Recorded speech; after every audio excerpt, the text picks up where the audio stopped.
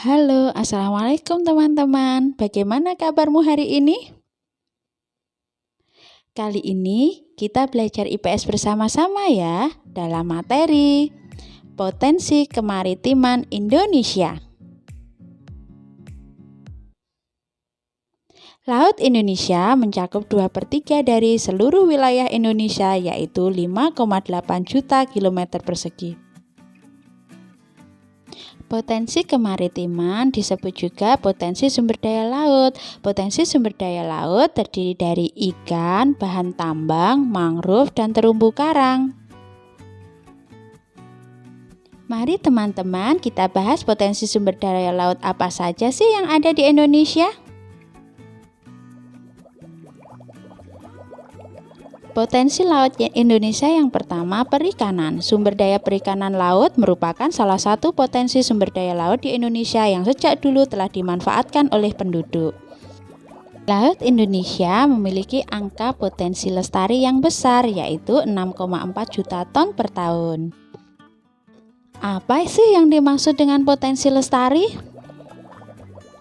Potensi lestari adalah potensi penangkapan ikan yang masih memungkinkan bagi ikan untuk melakukan regenerasi hingga jumlah ikan yang ditangkap tidak mengurangi populasi ikan.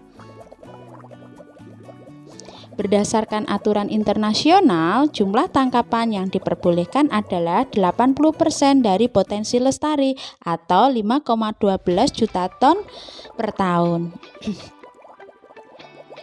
Jumlah tangkapan ikan di Indonesia belum mencapai jumlah tersebut, berarti masih ada peluang untuk meningkatkan jumlah tangkapan yang diperbolehkan.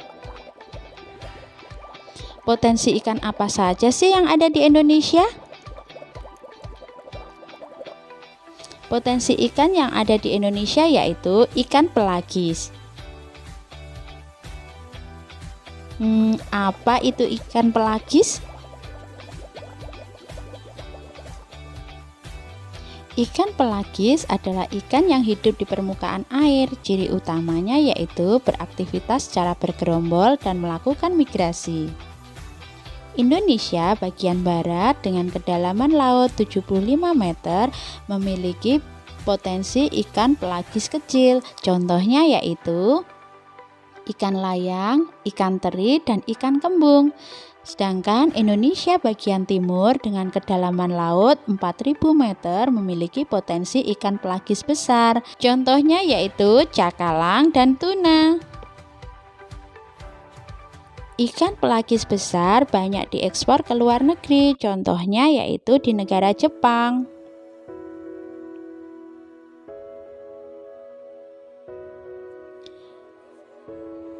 Selain perikanan laut, di Indonesia juga dikembangkan perikanan tambak, terutama di pantai utara Jawa.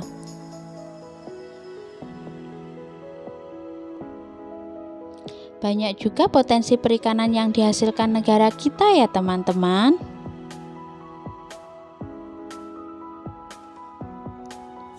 Potensi sumber daya laut yang kedua yaitu hutan mangrove. Hutan mangrove atau hutan bakau adalah tipe hutan yang berada di daerah pasang surut air laut.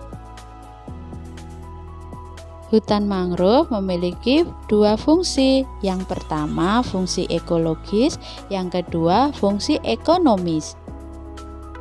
Fungsi ekologis hutan mangrove yaitu 1. Sebagai habitat atau tempat hidup binatang laut untuk berlindung, mencari makan, dan berkembang biak. Kedua, melindungi pantai dari abrasi air laut. Fungsi ekonomis hutan mangrove berupa nilai ekonomis dari kayu pepohonan dan makhluk hidup yang ada di dalamnya. Kayu bakau dimanfaatkan untuk apa saja ya teman-teman? Manfaat kayu bakau. Yang pertama, bahan bakar atau bahan pembuat arang. Yang kedua, bahan pembuat kertas. Peta persebaran hutan mangrove yang ada di Indonesia.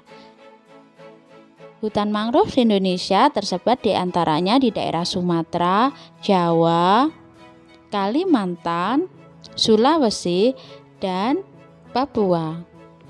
Luas hutan mangrove Indonesia sekitar 3 juta hektar yang tersebar di 95.000 km pesisir Indonesia. Sumber daya laut yang ketiga yaitu terumbu karang. Terumbu karang adalah batuan sedimen di laut yang terbentuk dari kapur yang sebagian besar dihasilkan dari koral. Jika ribuan koral membentuk koloni, koral-koral tersebut akan membentuk karang.